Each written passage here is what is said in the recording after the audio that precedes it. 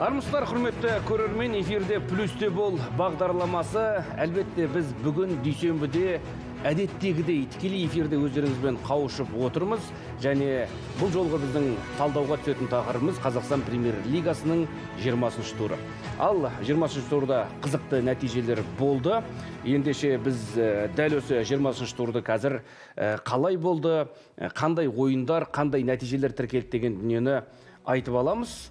Әуелі дәл осы «Плюсте бол» бағдарламасының серіктесі Олимпет екенін еске саламын. Қазір біздің андатпаға көз жүгіртіңіздер. Қазақстан Премьер-лигасында Ұлытау маңызды пайға қол жеткізді. Жезқазғанда бұл жолы Қызылжар ұпай жоғалтты. Оқ жетпес өз алаңында атылды. Қайрат Нұрдәулетовті Самат Смаков сүріндірді. Жетісуға шүпай сыйлаған голды еншісіне жазған Нұрбол Әнуарбеков, бірақ командасына жеңіліс әкелуде мүмкін. Аутсайдерлер айқасы Атырау мен Тұран кім мықтыны анықтай алмады. Андрей Карпович Ақтөбені бас бапкерсіз қалдырды. Ұлабайдың 180 жылдық мерейтойын түйіндеген Елімай тойды тойғыластырды. Оңтүстік дербиде жеңімпаз анықталмады. Бір-бір голдан соққан Қайсар мен Ордабасы бір-бір ұпайдан бөлісті.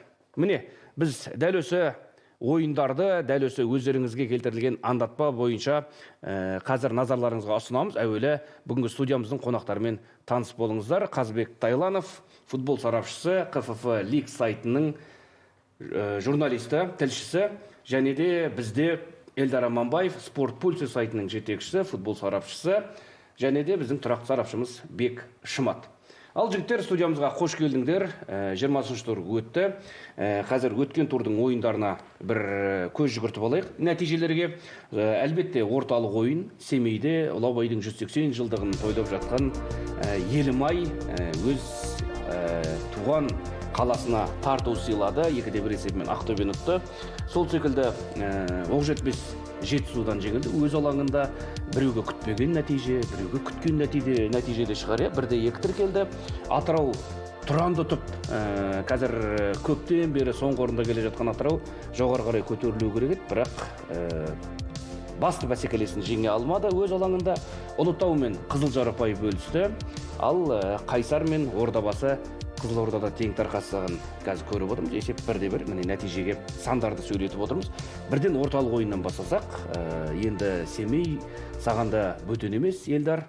Дәл осы ойында Елімайдың жеңісін күткенде шығарсың енді, дегенмен қалай айтасың, бұл ойын көңіліңнен шықты ма? Әрине көңілден шықты. Өйткені қазір Семейдегі 180 жылдығы Абайдың бұл Семей өлкесі үшін, бұл қазақ елі үшін өте маңызды той ғой, ұлан ғасыр той. Бұл 10 күндік жаңағы іс-шаралар болды, ақындар айтысы, аламан бәйге, одан кейін жаңағы Семей қаласындағы алаңдағы үлкен дүбірлі концерт болды. Енді бүкіл футбол қауымның жанкүйерлерінің назары осы ойында болды, және мен сенімді болдым Елімайдың жеңіске жететініне. Өйткені естеріңізде болса, ең алғашқы матчы Елімайдың өз алаңында Оқ жетпеске қарсы болды ғой. Тура сондай жаңағы Семей футзал клубының футболшылары қатысты, не түсірді, күшті видео түсірді, Берік Уәли келіп сөйледі. Бірақ Оқ жетпестен ұтылып қалды да 2-0. Екінші рет Карпович және клуб басшылығы бұндай қателікті қайталамайды деген ойда болдым да, 2-1 есебі енді бұл заңдылық. Өйткені бұл ойынға қарасақ, негізі Ақтөбенің мүмкіндіктері болмады деп айтуға да қиын болды ғой енді. Бірақ енді екібас Елімай жоғары болды да, Ғалымжан Кенжебектің феномені жалпы ойын тағдырын шешіп кетті. Бұл жерде енді андай бір алаң елдері жеңіске лайық болды деп тұрсың ғой? 100% лайық болды. Қазбек, Ақтөбе тағы да жеңіп жатып жеңіліп қалды. Бұл команданың физикалық дайындығының нашарлығы ма, әлде Ақтөбенің бар деңгейі осы ма?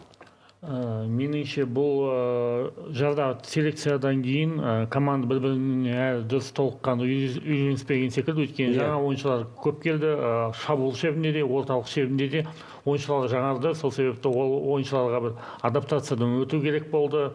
Және ол ойындар кәдімгі ойын құру үшін емес, нағыз Еврокубок кезінде, нағыз тура кәдімгі чемпионатта таласып жатқан қарсыластарға қарсы ойынға келіп қалғаннан кейін бапкерлік штабтарда аз мүмкіншіліктер болды, чтобы бір ойынға бір қалыпқа келтіріп алу. Сол себепті деп ойлаймын. Өйткені көрініп тұр, ойыншылардың деңгейлері бар, келген ойыншылардың деңгейлері бар, бірақ әлі де бір жаттығу процесін аз болып қалған секілді болып көрініп жатыр өзіме. Бек, сен не айтасың, дәл осы Ұлы Абайдың 180 жылдығы 10 күндік ретінде тойланып өтті. 10 күн бойы, және 10-шы күн дәл осы Ұлы Абайдың туған күні деп саналатын 10 тамыз дәл осы Елімайдың матчына тура келді. Бұл алаң иелеріне қаншалықты мотивация берді деп ойлайсың? Алаң иелеріне мотивация бергенде бұл онсыз да бұның алдында жоспарда жүрген мәселе болатын. Өйткені қандай да осы топ 5 команданың қай-қайсысы келсе де Елімай жеңілмеу керек міндетті түрде. Сосын естеріңізде ме, осы Ақтөбеде болған ойында да өте ауыр, қиын болды ғой негізі Елімаймен өткен ойын. Сосын Ақтөбенің кеше Еврокубоктегі сәтсіздіктері бар. Одан кейін соңғы осы Қазақстан Премьер-лигасының соңғы 3 ойынын қарасаңыздар, ілініп салынып жүрді. 1-0 қылып жеңеді, негенсе жаңа тобылмен тең түседі, есеп ашылмайды, жеңістен жеңілді. Дәл осындай нәтижемен мен Елімайға келген кезде ұпай бұйырмайтынын түсіндім өз басым. Елімай қалай болғанда да жанкүйерлерін қуантып, бір жағынан тойды тойға ұластырып, қалай болғанда да басшылық болсын, жанкүйерлер болсын, сенімді ақтауға барын тырысты және сол мақсатын орындады. Сосын естеріңізде болса, алдыңғы бағдарламада айтқан болатынбыз. Оразов пен Кенжебек келгелі ойын мүлде түрленіп сала берді, басқаша болып.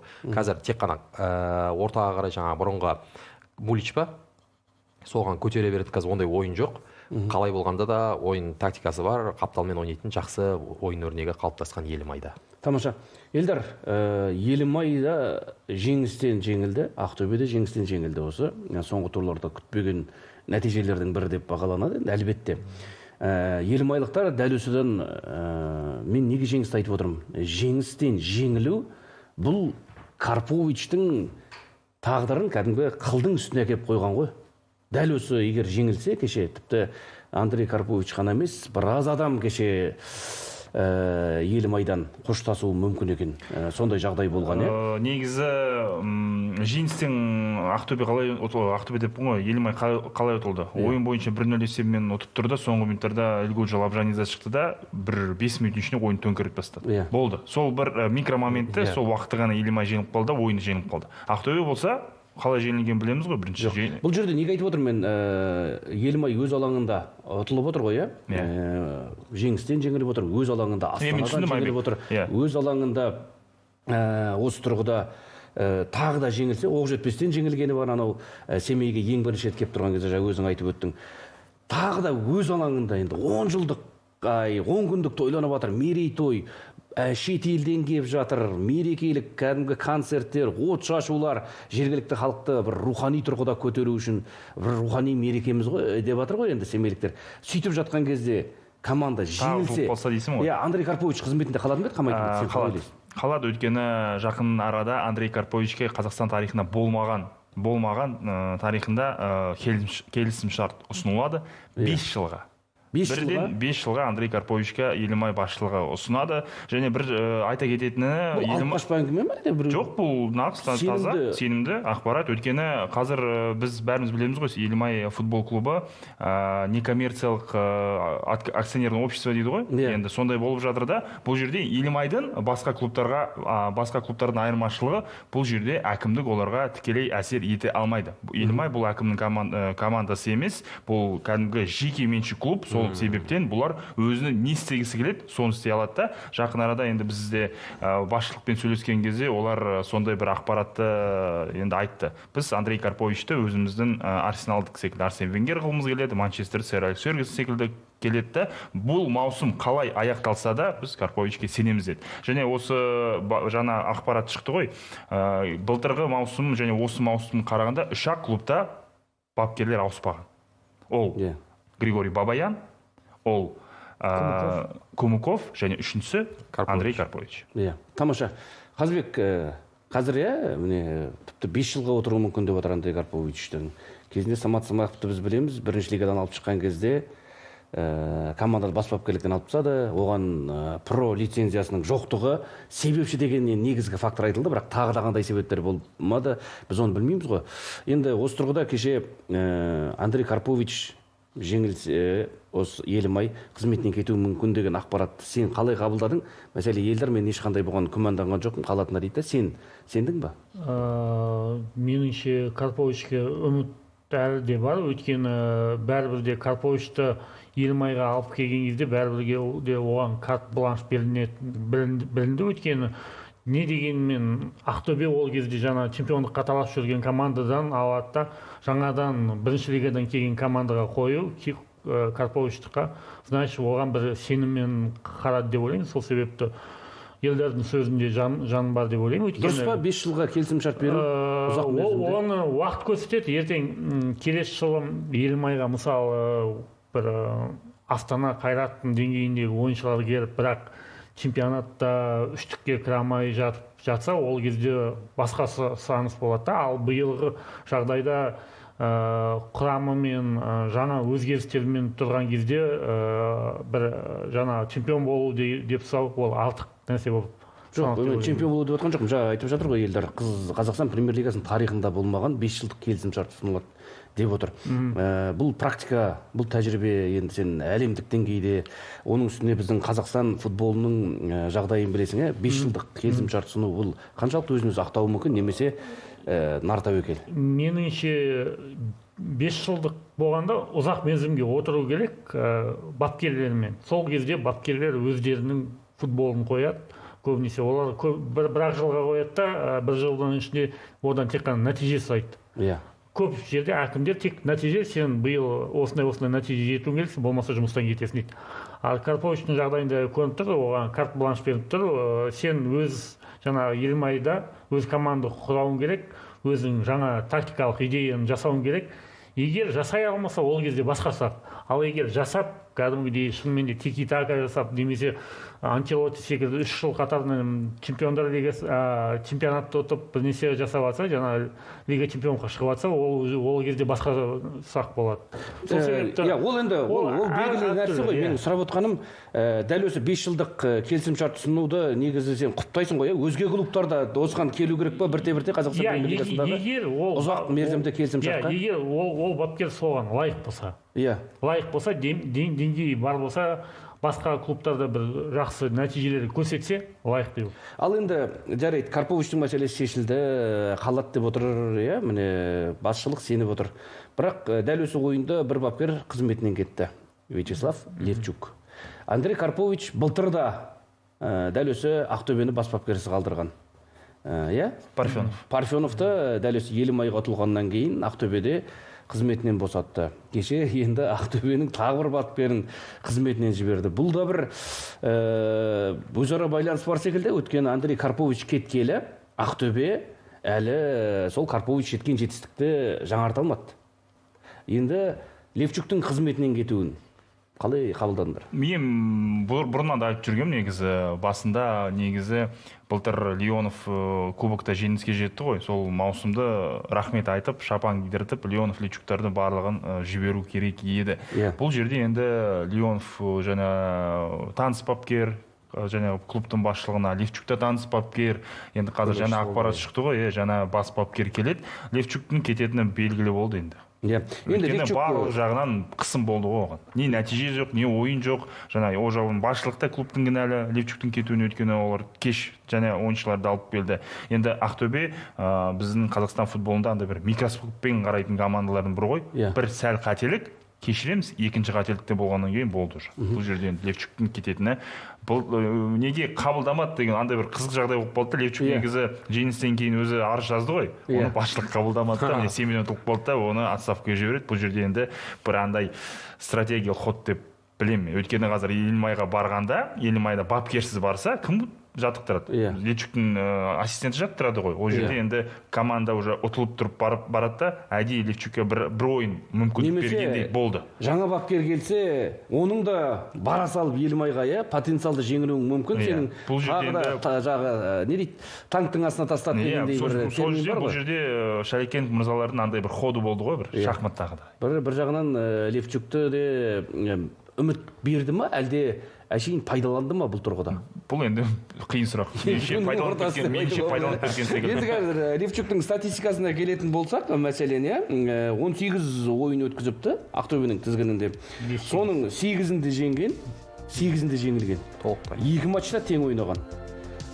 Бұл енді 20 гол соғып, 19 гол жіберген Ақтөбе осы аралықта. Бірде 44 ұпайы, орташа ұпайы. Бұл енді қарап тұрсақ чемпиондыққа таласатын команданың нәтижесіне ұқсамайды. Ортанқол команданың нәтижесіне ұқсайды. 8 ойын жеңіп, 8 ойын жеңілу деген. Иә, енді бәрібір де чемпиондыққа таласатын командалардың құрамдарын қарайық та, салыстырайық.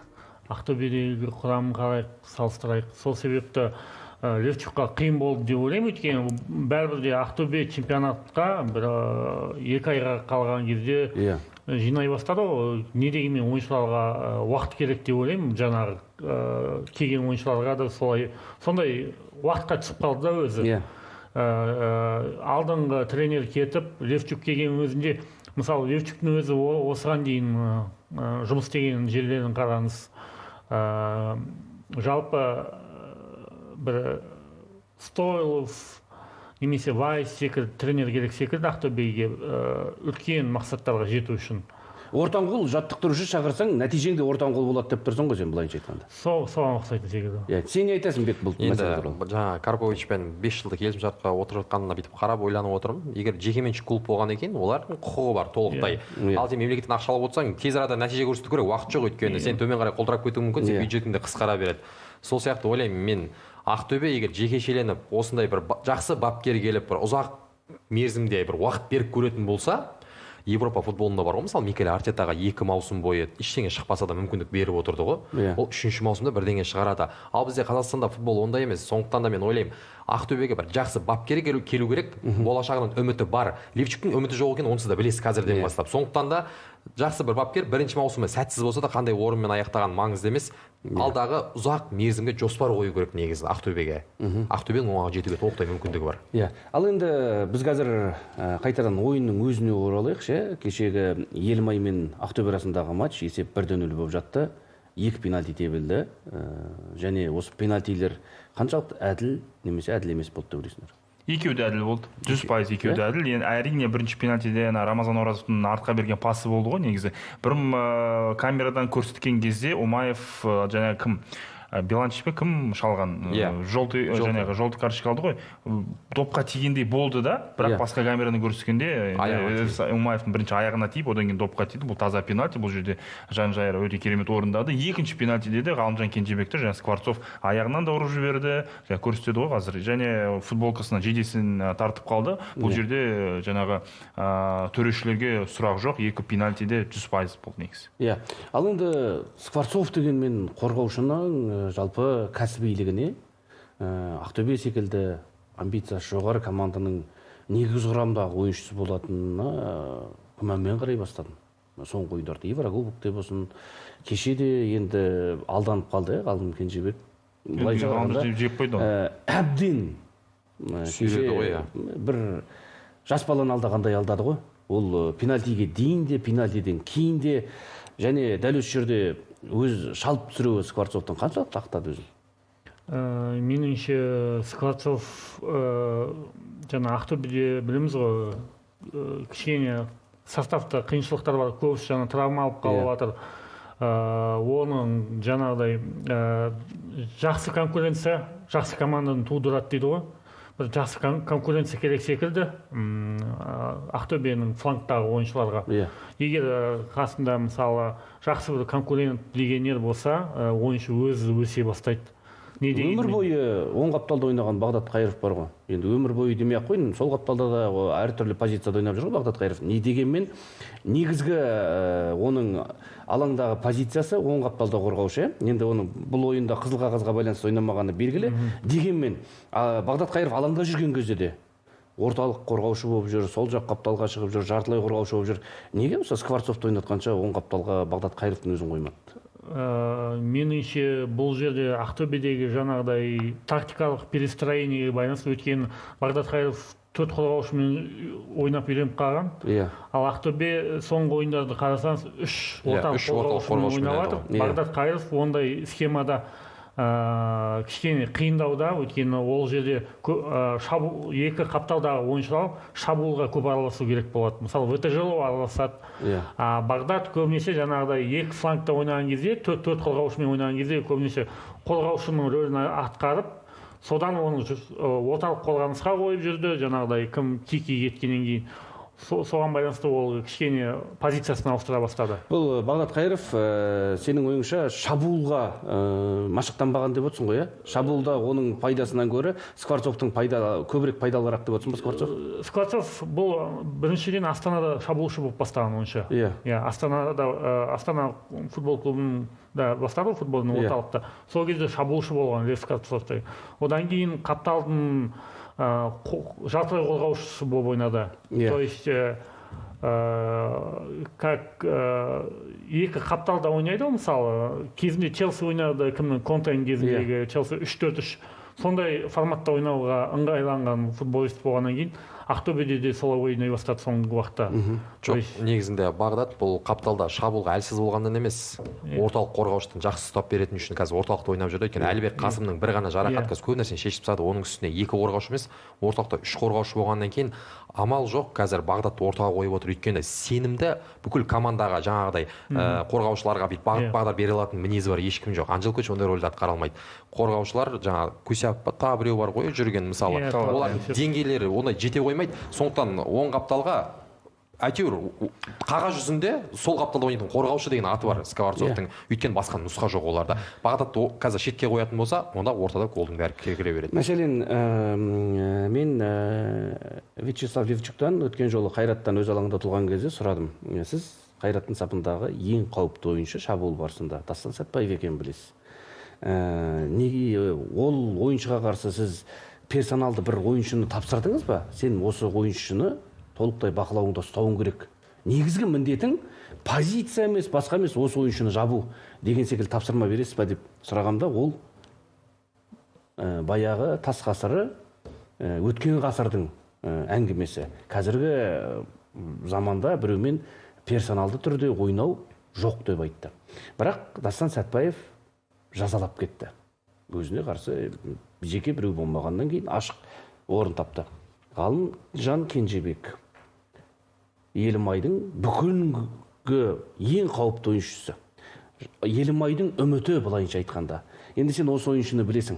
Скворцовтың көп қателесіп жүргенін де білесің, жұмсартып айтқанда.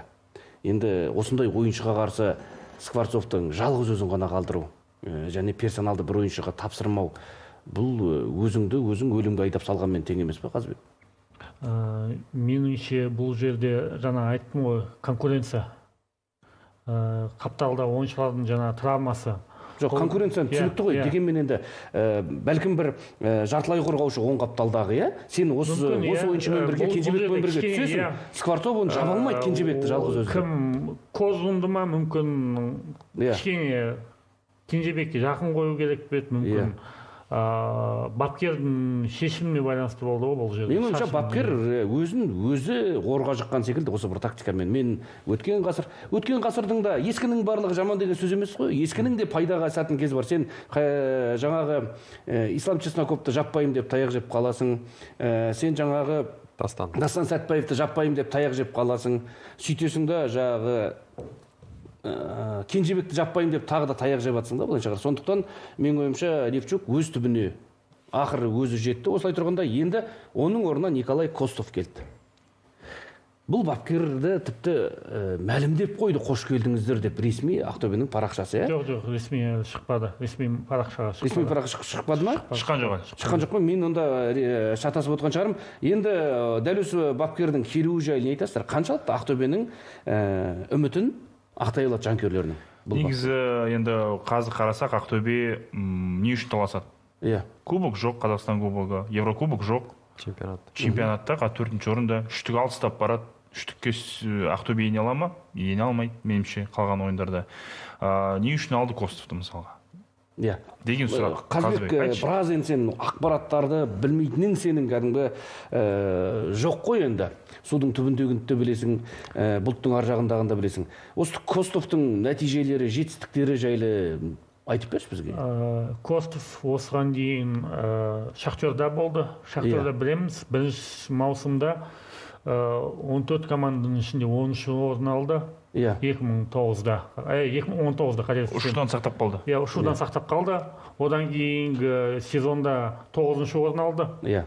Бірақ ол кезде Шахтердің жағдайы мәз емес еді, білеміз иә, көп қарыздар болды, көп жаңағы трансферный ban болды деген секілді.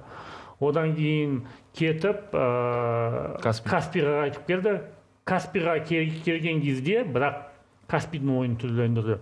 Каспийдің ойынын көбінесе жаңағыдай допты көп ұстау бойынша, жаңағы Благович қойып кеткен ойын еді осы кезде. Благовичтің орнына келіп тұр ғой.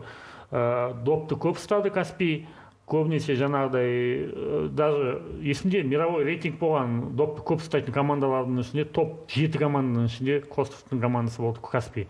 Доп ұстау бойынша. Бірақ бәрібір де... Нәтиже қандай болды, соны айтшы? Сол жаңағы 9-шы орын. 9-шы орын, иә. Ал енді бұлай қабылдауға болмай ма оны, бұл Благовичтің базасында қалып қойған ойын мәнері, Костовтың сол Благович қойып кеткен жолмен жүріп өтті, соның арқасында тек 9-шы орын алды деп. Мәселен, Ақтөбе чемпиондыққа таласатын команда. Костовта ондай тәжірибе жоқ.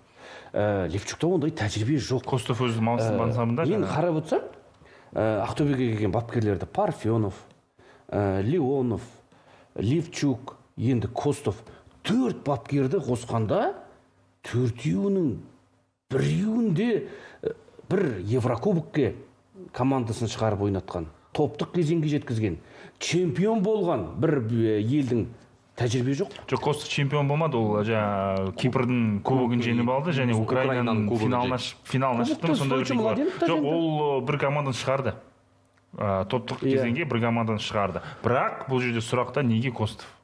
Сол отандық бір маманды қоя салып, немесе сол Левчукпен ойнай салып, жаңағы маусымды бір жаңа бір бапкермен бастау керек еді. Меніңше Костов бұл Ақтөбені жаңағы баптайтын бапкер. Тағы да менің шеші бір қос жерден есім өтем.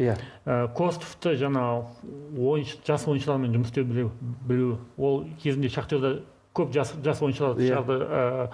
Назым Ханов дегендер жаңағы жас ойыншылар көбінесе. Свиридов, Өміртаев, Пайруздар, мысалы, Костовтың кезінде шықты. Шығарды ма әлде бұл? Өзі дайындалып, жаңағы Шахтер Булатта ойнап келген жас балдарды, соларды көп ойнатты. Басқа мүмкіндік болмады ғой негізі ода? Басқа ойыншылар шақырады, мүмкіндік болмады, барымен базар қылды ғой енді? Барымен базар қылды, бірақ ойын стилі бойынша былай көз қызығатындай ойын қойды. Меніңше сол қызықтырды. Енді сен Ақтөбеге көз қызығатын жанкүйерлеріне ойын керек па? Қазір көз қызығатындай әлде нәтиже керек па? Чемпиондық, топтық кезең, Еврокубок. Осы уақытқа дейін Ақтөбеден нәтиже күтті жұрттың бәрі. Меніңше қазір именно ойын қою үшін бапкер керек секілді. Именно Ақтөбеге ойын қойып беретін, өйткені қазіргі таңда білеміз, Ақтөбенің құрамы күшейтуді талап етеді. Сен команданың күшейте алмасаң, осы сезонда саған көп қаражат тұратын бапкерді алып келудің дәл қазіргі сәтте қажет емес деп ойлаймын. Мәселен, Ферапонтов Оқжетпестің бас бапкері ойын қойды Оқжетпеске биыл. Комбинациялық, шабуылдағы жас ойыншыларды жаңадан ашаға білді ма? Жұматты, Маратты тауып алды ғой? Тапты ғой. Енді сен көріп тұрсың, Қазақстан премьер-лигасын жақсы білет бұл ойыншы. Анау басындағы шашынан бақайындағы бәшбайына дейін, тырнағына дейін білетін Қазақстан премьер-лигасын маман тұр. Сен Айдаладан, Болгариядан Костовты қайдан қазып алып, мен Ақтөбенің жетекшілерінің осы бір ойын түсінбей жатырмын. 4 бапкер тағайындалды, 4 бапкер. Парфенов, жаңа айтып өттік қой, Леонов, Левчук, Костовтың бәрінігін қосқанда нәтижесі бір Карповичтің нәтижесіне жетпейді. Бұлайынша айтқанда, бір Бабаянның нәтижесіне жетпейді, бір қазіргі сыналып атқан жаңа Андрей Мартиннің нәтижесіне жетпейді, Виктор Комукубтың нәтижесіне жетпейді. Біз қазір қандай командалардың, Қайсардың, Ордабасының бапкерлерін айтып жатырмыз. Елімайдың қазір ешқандай чемпиондық таласып атқан жоқ, Еврокубокта ойнап атқан. Ал Ақтөбе. Мен Ақтөбе жанкүйерлерімен сөйлестім ғой. Сендерге жалпы не керек? Чемпиондық керек пе, жақсы ойын керек пе, жалпы командаң не талап етесіңдер? Өйткені бұл жерде Ақтөбенің жанкүйерлері бұл 13-ші, және 12-ші ойыншы ғой, 13-ші секторда. Олар айтады, бізге чемпиондық біз түсініп тұрмыз. Қазір өте керемет клубтар бар. Бізге команда әрбір ойында, командада әрбір футболшы, әрбір команда қызметкер Ақтөбе үшін соңына дейін көздері жанып, ұтылып жатса да беріліп, жаңағы 10 ойыншымен кем ойнаса да, артық ойнаса да, сол алаңда 90 минут бойы Ақтөбе үшін ойнаса, бізге одан маңыздысы ештеме керек жоқ. Мен саған айтайын дейді. Көзі жанып, намысқа тырысып ойнап жатқан ойыншылар, мен басқа команда айтпай ақ қояйын, өзімнің туған Қайсарымда да бар. Қазбек, сен де білесің. Енді олардың намысына, олардың жанкештілігіне әңгіме жоқ. Бірақ енді оның доптың тебісіне қарасаң, допты тебісін қарасаң, оған қарағанда, адам тепкеніне, ол футболшының тепкеніне қарағанда, доп ағашқа тиіп ұшса, гол болып кетуі мүмкін еді деп ойлаймын.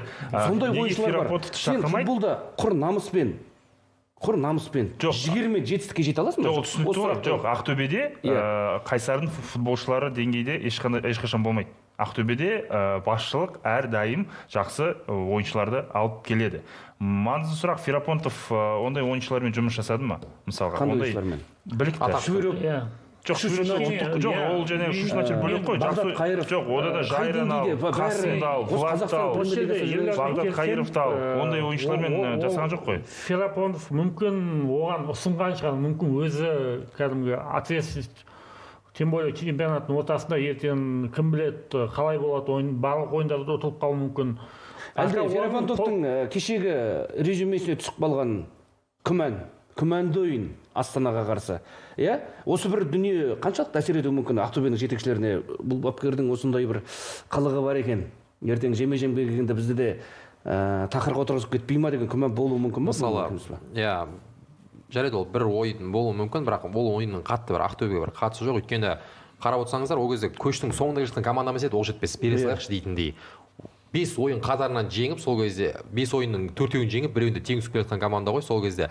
Бірақ мына нәрсені деп ойлаймын, Ферапонтов жас балалармен жақсы жұмыс істеп, мүмкін қазіргі трансферіне қарап отырып, Ақтөбе басшылығының жұмысына, жүйесіне қарап отырып, қорқуы мүмкін да ертең мына командаға сенім жоқ, кез келген жағдайда ойыншы кетіп қалуы мүмкін. Самолетпен оразып қалды да бір түннің ішіне жібере салды ғой.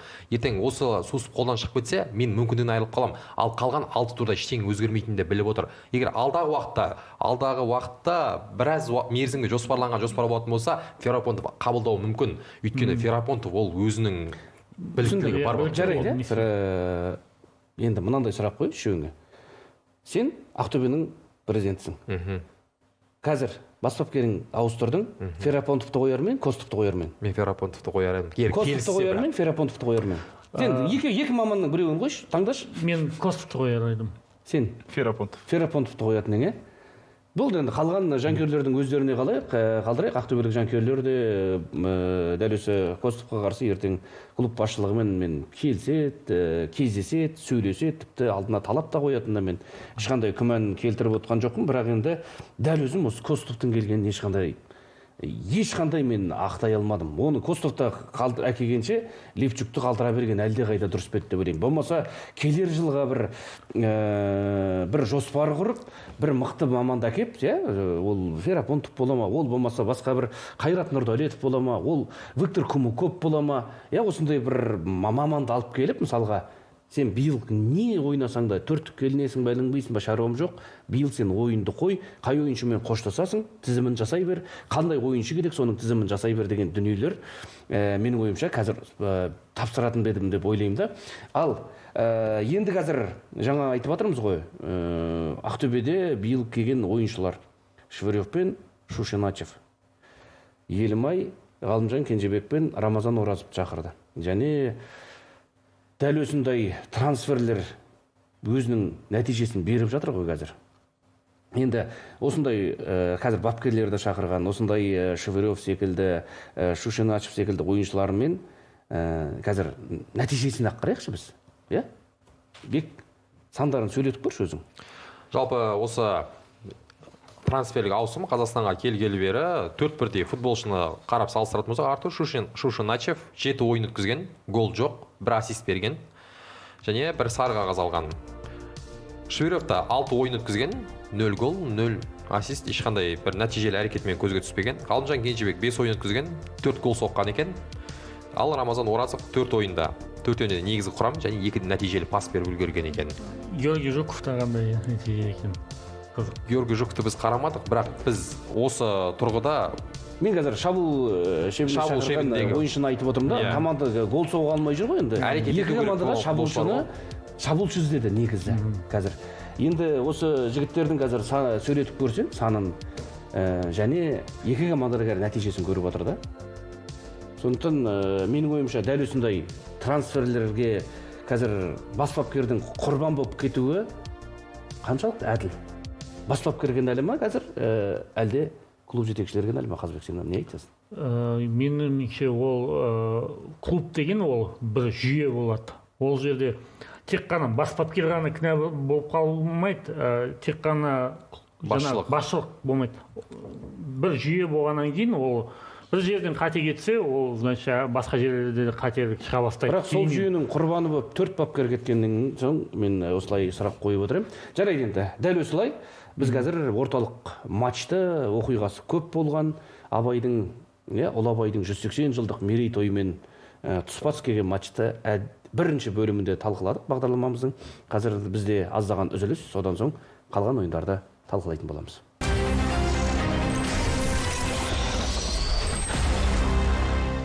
Эфирде плюсте бол бағдарламасы, және біз футболдан Қазақстан премьер-лигасының 20-шы тур аясындағы өткен ойындарды талқылап отырмыз. Келесі кезек оңтүстік дерби, Қайсар және Ордабасы арасындағы матч. Шымкенттіктер биылғы маусымдағы фавориттердің бірі деп қарастыруға бола ма? Бұл команданы чемпиондық күттіңдер ме өздерің, әлде дәл осындай ортаңқол команда, яғни 5-6 орында болатын команда деп күттіңдер ме? Жоқ, енді чемпион болғаннан кейін былтырлары енді команда ақсай бастады ғой. Иә. Асқат Тағыбердімен болған жағдайы бар, жаңа клуб басшылығында жалпы да сол былтырдан бастап не істеді ғой, бұл басталды ғой. Клуб басшылығының өздері де ондай талап қойған жоқ қой негізі Ордабасыға. Биыл оларда жаңағы қаржылық мәселелердің барлығын реттеу, команданың жаңағы ойыншылардың жалақысын түгендеу, және келесі осы Мартин келгелі бері, біз айттық қой Ақтөбеге неге ондай бапкер жоқ деген. Міне Мартин әлі сеніп жүр ғой. Баяғыда біреу болса, мысалға, Мартинді қуып жіберші еді. Кутаисиден ұтылғаннан кейін қуып жіберші еді. Мына ойыннан кейін мысалы Қайсарды білесің қалай ойнап жүргенін қуып жіберші еді. Ал Мартин қалды. Бұл енді Ордабасы биылдыққа тек қана мақсат сол кубокқа қойып отыр ғой. Болды. Сол кубокты ұтсақ, біздің маусым Еурокубокқа шығамыз. Маусым сәтті аяқталды, және бесікте болатын команданың бірі ғой Ордабасы. Кубокты ұтпаса ше не істейді? Ұтпаса, енді келесі маусымда ойнайды. Басқа бапкер іздей ма, Мартин қала ма әлде? 5 жылға қол қойып қойған жоқ. Мартин бәрібір молдовалық маман болғаннан кейін, жеке өзім пікірім, Мартин қазақстандық бапкерлерде мықты деп ойламаймын. Өйткені ол Петрокубпен шықты топтық кезеңге, бірақ ол кезде Ордабасы өзі ақсап тұрды ғой былтырғы сезонда. Ордабасын өтті, бірақ басқа командалардан ұтылды. Жаңа Лига конференциясының турнир кестесін қарасаңыз, соңғы орын бас, соңғы 24-ші ма, 30-ші орын бас, сондай тұрды. Ешкімді ұтқан жоқ, бір тең ойнады, жаңағы. Бұл топтық кезеңге шығуы команданың чемпиондар лигасында бастауынан біріншісіне. Сонда егер Ордабасы былтыр дәл осы Петрокубты өтіп кеткенде, топтық кезеңге түсетін еді ғой Лига конференцияның, Жоқ, плей-офф ойнайтын еді кемінде. Кемінде плей-офф. Лига плей-оффын ойнап, там оңай қарсыластар түсіп қалып. Ол кезде Седневті тағы да бір түртіп кәдімгі қалуға болатын еді. Бапкердің сұлтаны қалдыратын еді ғой. Мен келіспеймін Қазбекпен, Кеккер мен Седневқа қарағанда Мартин әлде қайда жоғары деңгей. Жоқ. Сөйлейсің ба? Мен енді қазір бағана қарап шықтым. Дәл осы Қайсармен қалайықшы, Виктор Кумуковпен екеуінің деңгейін салыстырсам, Виктор Кумуков Мартинге қарағанда әлде қайда білікті сияқты маған.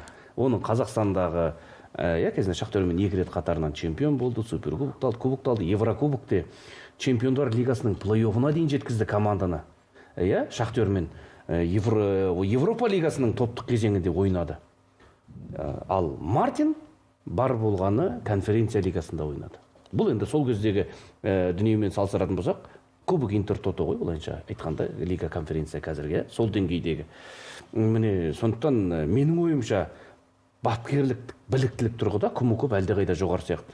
келісесіз бе? Иә, 100% келісемін. Кумков меніңше Қазақстандағы топ болған топ 3 бапкердің қатарына кіреді. Жаңағы Станимир Стойлов, мүмкін Вайс, но Вайс топтық кезеңге шықпағаннан кейін, Чемпион қылғамағаннан кейін, чемпион қыламағаннан кейін, меніңше Григорий Балаян 3 рет топтық кезеңге шығарған өзі қатарынан. И Кумуков.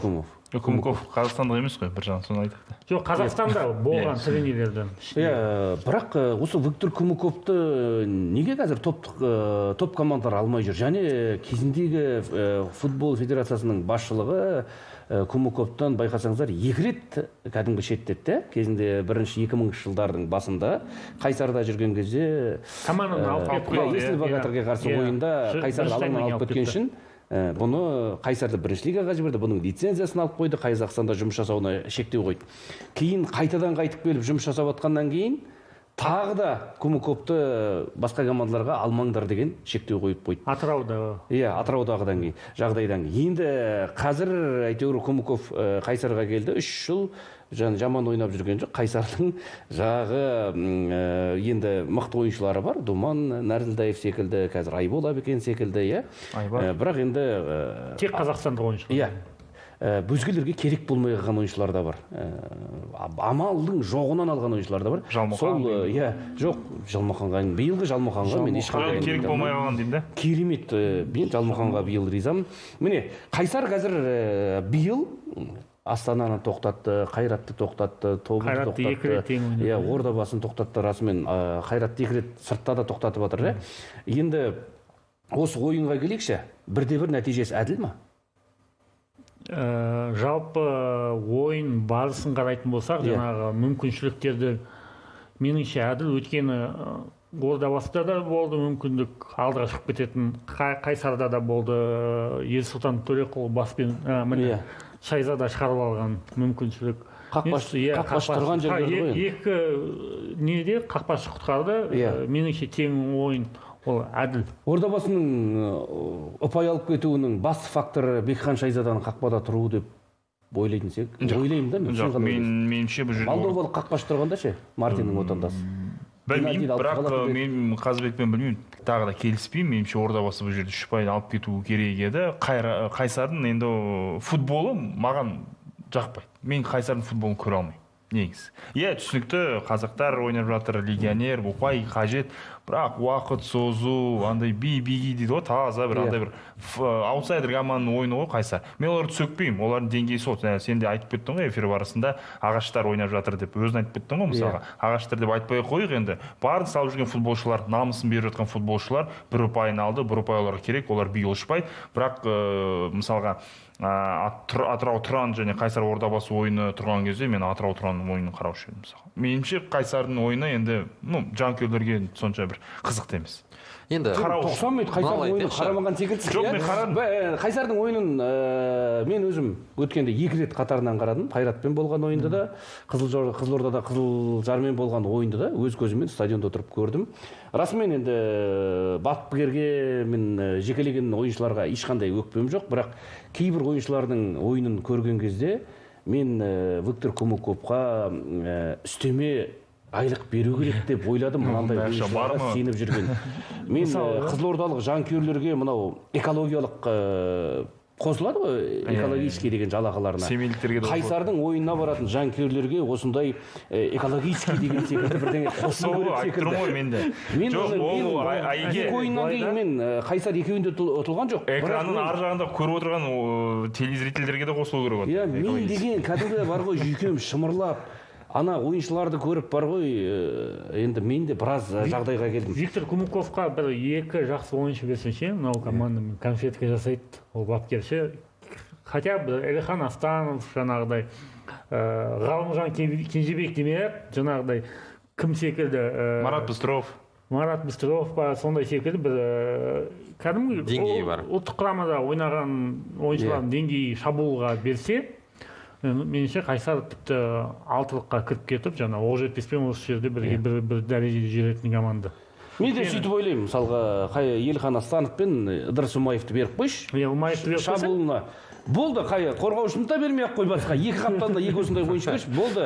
Алғашқы бестікте мен Қайсарды көре алатын едім дәл осы құраммен ақ. Тіпті мысалы ойындарды қарап отырсыз ғой, әр ойында Қайсарда кемінде 2 момент болады. 100%. Иә, командалар бар да, вообще ойын бойы бірде-бір ствол теппейтін командалар бар. Мысалы айтпақ қойын, бірақ Қайсарда каждый ойында обязательно 2 момент болады. 100%. Момент любой болады да, просто андай түсінбеймін мен. Кейде қорғаушы береді, алдыға бере салады, Айбар бар ол жақта. Ол осындай қалыптасқан шаблонный пікір сенде. Ал сен ойынды көрсең, Қайсарда керемет гол соғатын. Қақпаның алдына шабуылшыны осылай ашық қойып, ей, салсай мынау 7 метр қақпа тұр ғой дейтіндей жағдай болады да. Көрдім оны, Қайратқа болды. Астанамен де Қайратпен де жақсы ойнап шықты ғой негізінде. Оның қасында енді Ордабасымен қатты талқылауға тұратын матч деп айта алмаймын енді. Сенсация емес қой бұл, тең түсу деген заңдылық, ол жақсы ойын болды. Қайсардың бюджеті 1,2 миллиард. Ордабасының бюджеті 3,8 миллиард. иә. Сосын бір нәрсе айтайықшы. Айырмашылық бар ғой былайша енді ойыншының деңгейі мен бапкерді жаңа аттай қалап Молдовадан алдырып білгеніңді жаса деп отыр мысалы үшін. Елдер қанша? Иә. Енді сондай жағдаймен менің ойымша Ордабасының Қызылордадан тең нәтиже алып қайтуы біз қазір Ордабасының жақсы ғой негізінде бір турнир кестедегі жағдайына қарап жай қарапайым ретінде қарап отырмыз. Бірақ бұл өзін-өзі сыйлайтын чемпиондық амбициясы бар, осындай бюджеті бар командаға ешқашан ақтаймайды. Мысалға, бір ғана Еврокубокте ойнау үшін 885 миллион теңге ақша бөлінді. Бірақ ойнау үшін. Ал 885 миллион дегенің бұл Қайсардың бір жылдық ақшасының 90%. Бәрібір Қызылордада Астанада Қайратта ұпай жоғалтқанын ұмытпайық.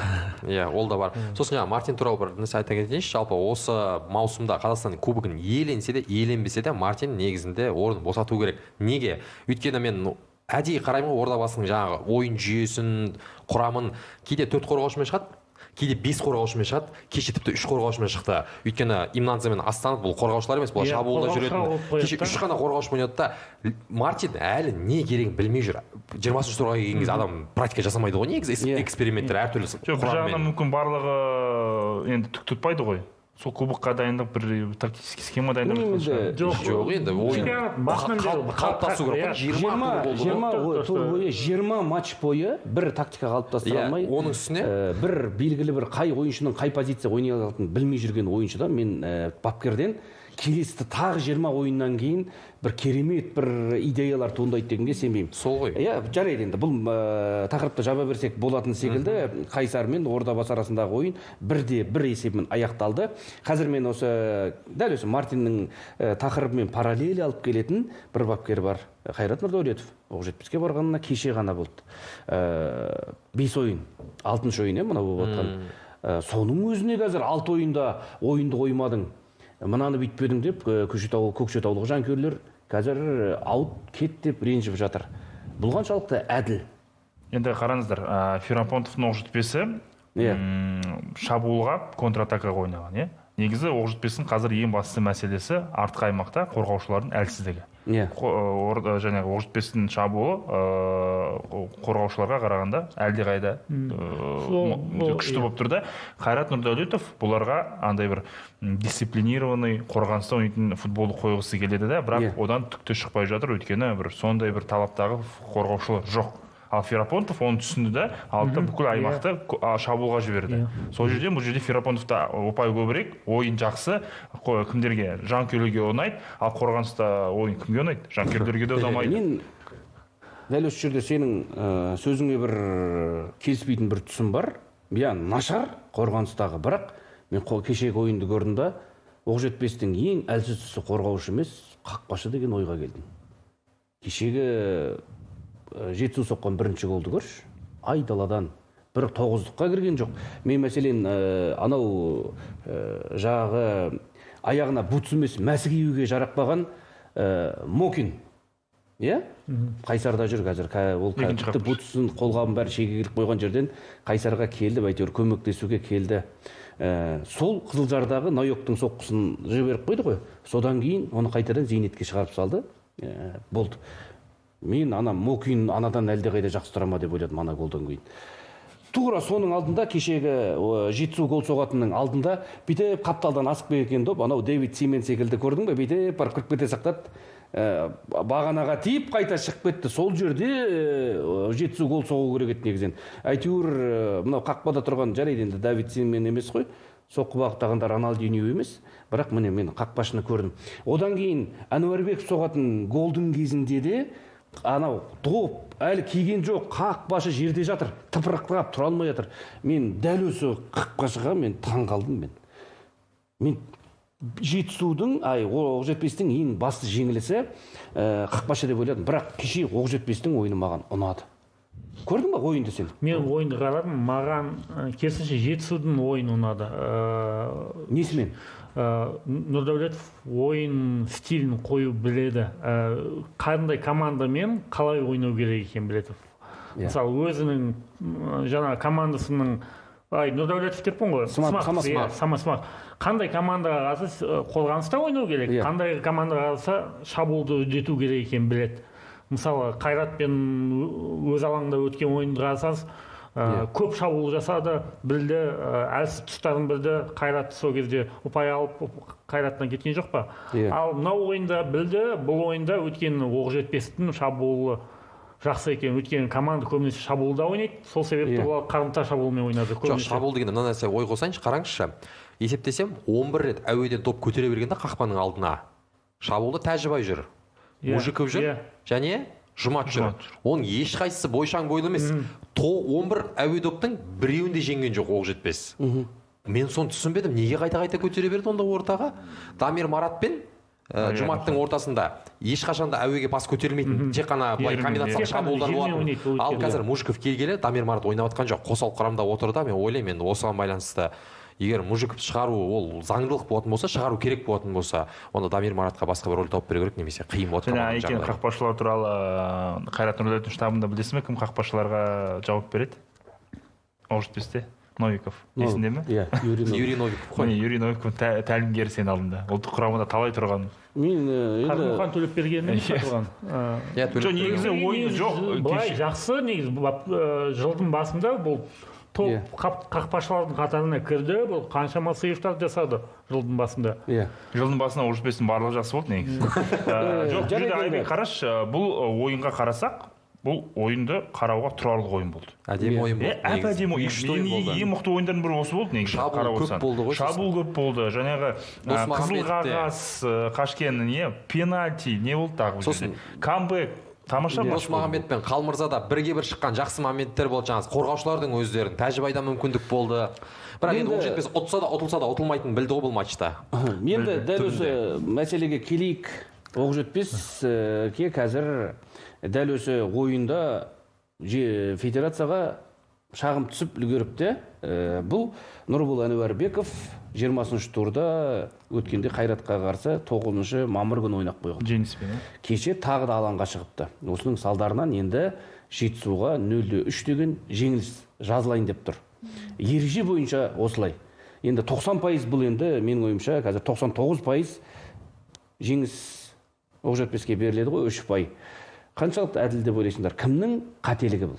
Бұл енді клуб әкімгерінің қателігі ғой. Бұл футболшылардың, бас бапкердің қателігі емес. Бұл енді андай бір қызық оқиғалар ғой. Бұл әлемде де болды ғой, бұл талай болды ғой. Ануарбековты айта кетейінші, негізі Ануарбеков Жетісуға емес, жалға Оқжетпеске келу керек болатын негізі. Сонда айта кетейік, Оқжетпеске келу керек болатын. Оқжетпеске, Нұрбол Әнуарбеков Оқжетпеске келмесе де 3 ұпай болуына себепші болып тұр ғой. Қызық параллель болып тұр да бұл жігіттің өмірінде. Енді Оқжетпеске білім алу керек бұл жігіт. Негізі Нұрбол Әнуарбековтың ойыны маған өте ұнайды. Жеңісте жүрген кезде ұнайтын. Мен дәл осы ойынша егер Қайсарға барғанда деп мен кейін бармағым түсіп өткенде Айдын Қожахметке де айттым, мен Нұрбол Әнуарбековты жіберетіндеріңізді ертерек білгенімде Қайсарға сөйлесетінем деп айттым да. Егер Қайсарда Нұрбол Әнуарбеков болғанда кешегі ойындарда өткенде Қайратпен де, Ордабасымен де тең нәтижеміз тіпті 3 ұпайды алып кетуі мүмкін еді. Кеше шығып қалса тағы 3 ұпай алып қою мүмкін еді. Жоқ, Қайсарда дәл осындай жағдай болды. Ерсұлтан Қалдыбек Қайсарға келгенмен Қайратқа қарсы ойнады. бірақ 18-ші турда алаңға шықпады. Қызылжармен болатын Қызылордадағы ойында. Неге? Өйткені ол Атыраумен бірге оған дейін 18-ші турда ойнап қойған. Тұрғанда да осындай демалыс берілді. Бұл жерде енді бір жағынан андай бір федерацияның календарь жасауында да оқулықтар бар ғой. Қалай 20-ші турдың ойынын былай ойнайсың, 9-ші турдың ойынын былай ойнайсың деген секілді ғой. Бұл жерде бір айтарым, клубтар Еврокубокта ойнаса да календарь шегерілмеу керек. Еврокубок шықты ма, ол оның мәселесі, клубтың білемін, көмектесуіміз керек, айбеу деген сұрақтар бар ғой. Бірақ енді бүкіл әлемде ондай шегерулер болмайды, тек Қазақстан. Келіп жатқан кезде амал жоқ қой, енді ол стадионда болса емес бір жағынан. Дженнифер Лопестің мәселесі де бөлек деп тұрмын ғой, мына мәселеге қарағанда. Бұл жерде енді федерацияның кінәсі бар деп ойлаймын, негізі. Енді Еврокубокте үлкен ойнайтын командалардың жағдайын Қазбек өте жақсы біледі. Дәл осылай шегерілуі федерацияның қазір дәл осы былыққа федерацияның осы чемпионатты ұйымдастыру бөлімі жауапты ма, әлде бұл осы жетісу футбол клубының жетекшілерінің біліксіздігі ма? Негізі федерация ондай әр клубтың әр ойыншысына бір мынау шықпау керек деп айтпайды. Ол әр клубтың менеджмент өзі білу керек. Өзі бүкіл статистиканы қарау керек, протоколдар сайтта тұр, бүкіл информация бар. Қарап шық, бұл ойыншы оған дейін ойнады ма, ойнамады ма, қандай карточкасы бар, неше карточка жиналды, ол әр клубтың менеджментінің өзінің. Мәселе жоқ. Мысалы, бір айтайын, осыдан Тұранмен матч алдында тоже болды да, сондай сұрады, бірақ Тұран матч алдында сұрады. Мына ойыншымыз алдыңғы турда ойнап қойды ма, ойнаған жоқ па? Ақпарат беріңіздер деп звондап, сіздерге ресми сұраныс жіберді. Жоқ, ойнау керек жоқ, ол өткен ойнап қойды деп айтты басшылықтарына. Ойнаған жоқ, сөйтіп шыққан жоқ. Дәл осындай ситуация болды 2023-те. Тобылмен бір команда ойнады, Қайрат ойнады. Сол жерде Игорь Иванович деген ойыншы шығып қойды, бірақ ол оған дейін Астана сапында сол турдың ойнап қойған болатын. Сол себепті Тобыл клубына 3 очко сайылып 0-3 жеңілісін берді 2023-те сонда. Бұл кәдімгі жетісуды арнайы аяқтан шалу емес, бұл ереже бекітіліп қойған. Бекітілген ереже. Әлемдік тұрғыдағы практика ғой, былайша қарасаң. Мысалы, кешегі әлемде де бір турда 2 ойыншы ойнай ала ма? Басқа әлемнің қай жерінде? Әлемдік чемпионаттарда матчтарды не істемеу, форс-мажор болмаса шегермейді. Неге? Ауа райына байланысты болмаса, форс-мажор, Еврокубокқа байланысты. Шегерілді кешегі Слованда ойын болған, ол да шегеріп тастады. Алдындағы кімнің, қателеспесем, Зимбрудың ойыны тоже шегеріліп ойнады. Астананың алдында ойнайды тұр болған, олар да шегеріп ойнады. Меніңше ол кез келген мемлекеттің командасы өзі. Ондай көп болмау керек та шегерілу. Мен айтайын ба, неге шегерілу көп? Біздікі Европадағыдай күз көктем болмайды ғой. Бізде жазда ойналатылады. Европаның командаларында, мәселен, ол Еврокубоктың датасы белгіленген. Ол датада, мысалға, чемпионат ойналмайды. Аптаның ортасында, осылай белгілеген. Ал біздікілердің жаңағы ары қарай 9 сағат, былай қарай 7 сағат ұшатыны бар, чартеры жоқ, пересадкамен жүреді. Клуб шықты ма Европаға? Бұл клубтың өзінің проблемасы. Бұл айды дөйдалада қайсар, жетісу дегендер. Біздің неге бүкіл қазақ футбол ұтып жатыр ғой. Мәселен, Астананың кезінде алған коэффициенттерінің арқасында біздің 4-ші орын алған командамыз Еврокубокта ойнап жатыр. Бір командаларымыз жаңағыдай не дейді, електен өтілген команда болып қалып жатыр. Қайратта мысалы кубсты өтті ғой, алдындағы ойын мысалы ойнамаса, ол өзіне жаңағыдай не істеп, кішкене демалып алып команда, тем более Финляндияға барып келіп ойнап жатыр деген секілді. Ол меніңше наоборот көмектесу керек. Осы отборочный этап кезінде жарайды, анау групповой этапта шыққаннан кейін ол кезде келсем жылжытудың қажеті жоқ, ешкім ұшып кетпейді. Ал егер сенің команданың жаңағыдай, мен айтайын, Астана клубын былтыр шыққан үшін жаңа клубтарға өзіне Европадан бөлінетін қаражат бар. Биыл да Қайрат шықты да, оған да белгілі бір қаражат бөлінеді. Жаңа жастар футболына, детский футболға. 14 командада одан үлес алады. 14 командада одан үлес алады. Меніңше мүмкіндік бар болса беру керек. Бізде де чемпионатта, мысалы, Европа чемпионаты секілді 36 ойын ойнамаймыз ғой, біз 26 қана ойын ойнаймыз. Календарь үлкен, кең мүмкіншілік беріп тұр ондай жасауға. неліктен жасамасқа деген секілді. Иә, сондықтан енді осылай ережеге байланысты қазір жетісуға жеңіліс беріледі. Оқжетпеске 3 ұпай беріледі. Бұған енді Оқжетпес қуанады. Тек қана қуанбайтын бір ойыншы болуы мүмкін. Бұл Жұмат, оның соғылған 10-шы голы ескерілмейді сайт. Және Кашкен қуалуы мүмкін ғой. Өйткені оның қызыл қағазы жойылады ғой.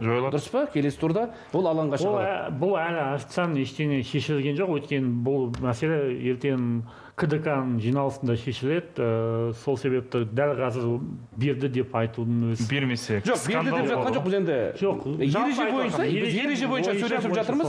Енді оны қазір түсінгенім, егер Оқжетпестің басшылығы шағымданбаса, КДК жетісуға жеңіліс бермейді. Жоқ, ондай мәселе жоқ. Әлде мысалға жәбірленуші тарап қой, былайша қарағанда Оқжетпес шағымданса да, шағымданбаса да, мынау жаңағы қателігі белгілі болып қалған жетісуға жеңіліс жазылады ма? Әлде тек қана ана команда шағымдану керек па? Бұл регламент. Регламентті сақтау керек. Регламентті солай жазылса, значит сондай болады. Жоқ, неге шағымдану маңызды ма, маңызсыз ма, маңызы жоқ па? Жоқ, неге бұл жерде федерация бірінші болып шығарған жоқ, сонымен таңғаламын да. Мұндай момент. Егер Тілешов шағымданбаса, ешкім оны айтпаса, не болушы еді? Сол күйінде ешкім білмеуші кетеді. Жоқ, неге регламент бар ғой. Регламент деген ол әр апта сайын КДК-ның жиналысы өтеді. Сол жиналыста бүкіл мәселелер қаралады. Жаңағы желтый карточкалар, жаңағы нелер ойын барысында болған жаңағы кейбір тәртіп бұзушылық, жаңағы нелер, жаңағы организационный моменттер бар. Адами фактор ғой, оларды ұмытып кетуі мүмкін ғой, КДК-ның өзі де білмей қалуы мүмкін. Жоқ, КДК білмей қалды емес. КДК сенбі жексенбі күні олар демалады. Чемпионатты өткізумен, ойынды өткізумен айналысады. Одан кейін дүйсенбі күні таңертең жиналыс болады кез келген мекемеде. Түстен кейін соған байланысты шешім шығады. Бұл жерде таңертең ол ақпарат, оны мен ойымша федерациядағылар да білді, КДК-дағылар да білді, бірақ жариялап үлгерген жоқ. Бірақ енді суға кеткен талғармайды дейді. Оқжетпес жеңілді, жеңілгеннен кейін дұрыс, әділ түрде мен Тілешевті қолдаймын. Бай балам салды, оған 3 ұпай керек. Соғыста кез келген тактика егер ақтап атса, ол дұрыс деп айтады ғой. Сондықтан Оқжетпесті де, мен Тілешевті де қазір дәл осындай мәселені ережеге сай бағалап тұр. Бұл енді қолмен ойнасаң, әдейі ойна не, әдейі ойнама не, бүйтіп кетсе, жағы қолыңды денеңді үлкейіп тұрса, пенальти беріледі деген сияқты ғой. Әдейі істеді не, Әнуарбекті байқамай шығарды не, бәрібір Оқжетпестің жазығы жоқ, ереже бар. Сондықтан менің ойымша чемпионатты да мен жаңағыдай кейінге жылжыды деген. Айтпақшы, осы жерде әріптестерге айта кетейінші, кейінге шегерілген ойында ойнаған дейді да. Кейінге шегерілген ойын емес бұл. Қайта алға жылжыған ойында ойнады деп біз дұрыс айтуымыз керек. Алға жылжыған ойын.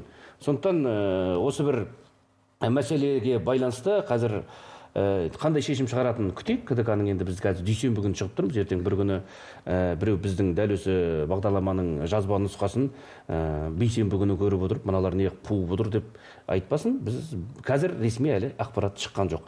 Басқа осы Оқжетпес жетісу матчына байланысты не алып қосасыздар? Жоқ, жақсы ойын болды. Жақсы ойын болды. Екі командада негізі тең аяқталса, ешкім бір пайдамын алып қалса, ешкім өкінбес. Бірақ енді мынандай жағдайдан кейін бұл ойында талқылау керек пе деген сұрақ. Осының арқасында Оқжетпес тағы да 3 ұпай алды. Ал қазір енді мен Қайрат Нұрдәулетов аут, бүгін Мұрат Тілешев аут деп жатқан дүниелерді байқап қалдым. Әлеуметтік желіде Оқжетпестің жанкүйерлерінің арасында бұл қаншалықты ақтайды, қаншалықты дұрыс деп ойлайсыңдар? Дәл осы жігіттер қаншалықты кінәлі? Жоқ, дұрыс емес. Оқжетпес әрбір жыл сайын соңғы орындарда келе жатқан команда. Биыл 5-тік 6-шы орында.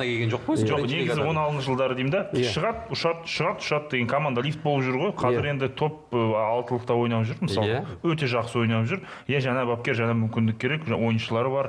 Стратегия. Ислам Қандалғысы келді, ол соңында Астана кетіп қалды. Мужиков секілді ойыншылар келіп жатыр. Бекерден бекер емес қой. Бұрынғы Оқжетпес пен қазіргі Оқжетпес салыстырған жер мен көктей.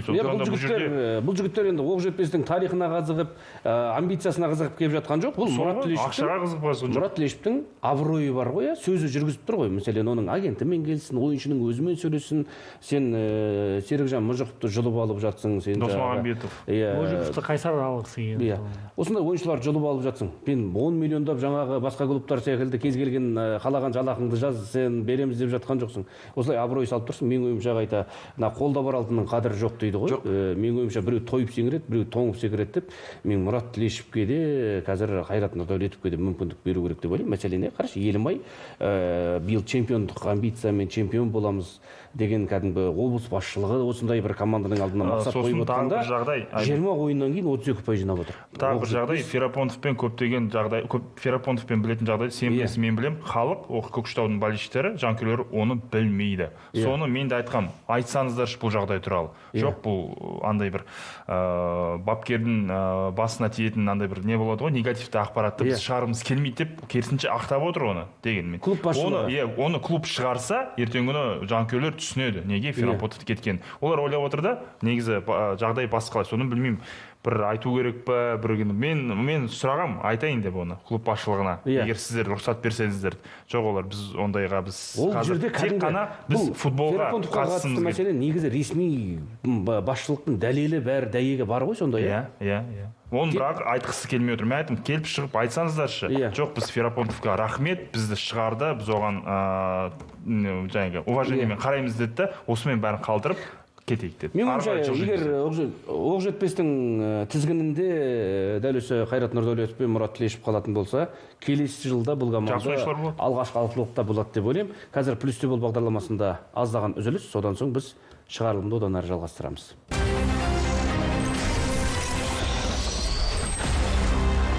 Біз плюс те бол бағдарламасын одан әрі жалғастырамыз. Қазақстан премьер-лигасында 20-шы тур өтті. Біз әңгімемізді жаңа Оқжетпес пен Жетісу арасындағы матчтан кейін үздік. Қазір Жетісудың жағдайы қиын, техникалық жеңіліс алуы мүмкін, ал Оқжетпес олжалы болып 3 ұпай алып кетеді. Егер дәл осы ереже күшіне еніп жатса, енді оның уақыттың еншісіне қалдырайық. Бізде келесі тур бар, бұл Атырау мен Тұран арасындағы матч.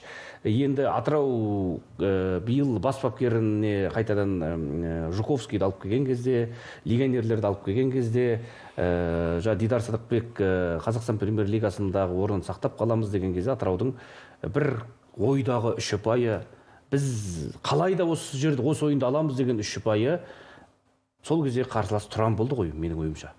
Қазір Тұранмен бірде-бір ойнауы қаншалықты ақтады, қаншалықты әділ? Жанып кетті команда, жанып кетті, андай бір перенастрой болады ғой, міндетті түрде ұтуымыз керек деген кезде бір командалар жанып кетті. Міне Атырау дәл соған себебі. Соңғы минутта ойнап отыр ғой.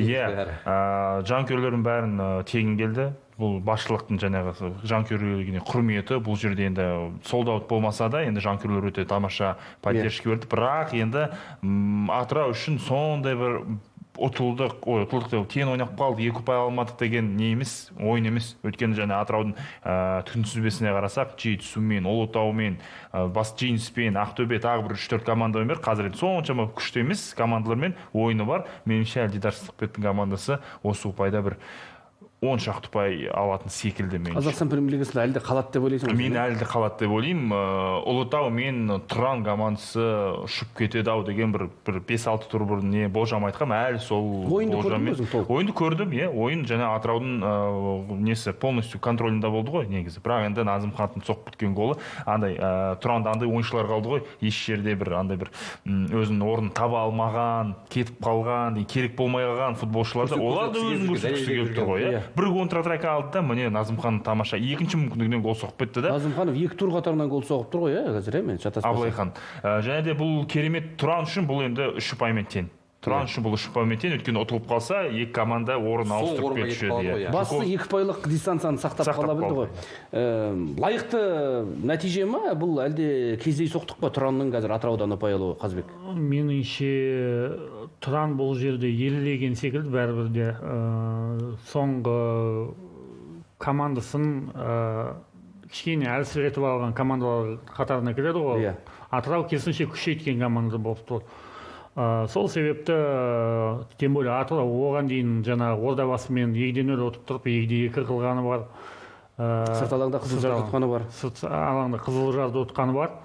Тұран керісінше еліледі. Бұл жерде Тұранның құрамында күшейгенін айтуға керек. Соңғы уақытта жаңағы Абылайхан Назымханов, Аслан Дарабаев, Юрий Перцев секілді ойыншылар кішкене бір сенімділік, ойыншыларға қасындағы ойнап жүрген ойыншылар, жас балдарға сенімді. Жаңа бапкер келеді. Жаңа бапкер келді. Бас бапкер кетті қызметінен. Орнына басқа бапкер келді ма әлде ассистенті отырды ма? Жоқ, жаңа бапкер келді.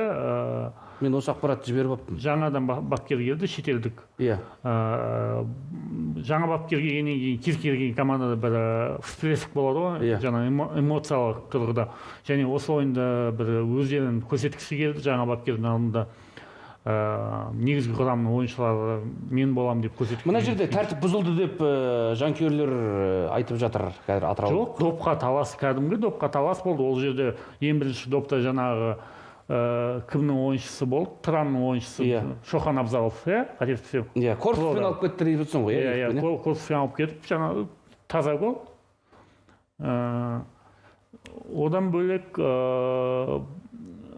Атырауда, Тұранда тіпті екінші гол салатында бір мүмкіндік болды. Атырау бойынша болса бір абдырап қалған секілді болды голдан кейін. Өз-өзін жоғалтып алып, өз-өзіне келу қиындап кетті, және соңғы минуттарда гол салып, керісінше ұтудың амалын іздеді. Тұранның бас бапкерін ауыстыруын дұрыс шешім болды ма, әлде алдындағы бапкерге мүмкіндік беру керек пе? О, дұрыс бұрысын білмеймін. Қазірше бір ұпай алып тұр. Демек, бір эмоциялық тұрғыда көмектескен секілді. Алдағы ойындарды көре жатамыз. Егер ұтып жатса, дұрыс деген сөз. Ақтөбенің бапкер ауыстырғанына қарағанда Тұранның бапкер ауыстыру заңдылық негізінде. Және керек болды. Өйткені бір себеп бар да, ар жағында сен ертең бірінші лигаға түсіп кететін болсаң, сен қашан келетінің белгісіз. Ол жақта да арпалысып отыр, мына жақта да келесі жыл қандай болатынын кім біледі, бәсекелестік. Сондықтан да Тұранның бапкер ауыстырып, өзінің басты жаңағыдай бәсекелесі болып келе жатқан командаға қонаққа барып, бір ұпай алып кету деген жақсы. Демек, алда деген 6 турда, ертең 6 турда осы 6 алаштың командаларымен тағы бір ойнап, бір нәтиже шығаруға мүмкіндігі бар ғой Тұранның. Сол үшін бапкер ауыстырып отыр, сондықтан дұрыс деп ойлаймын өз басым.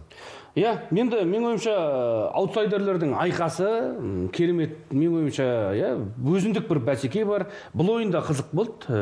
Екі аутсайдер ойнап жатыр деп турнирлік кестедегі ойынына орнына қарап айта алмайсың. Бұл кәдімгі өздерінше бір чемпиондыққа таласып жатқан командалар секілді. Алаңда жан алысып жан берісті. Мен риза болдым. Жанкештілік керек болса, негізі чемпиондық нені шешетін осы аутсайдерлермен чемпиондыққа таласып жатқан командалар ойында шешіледі.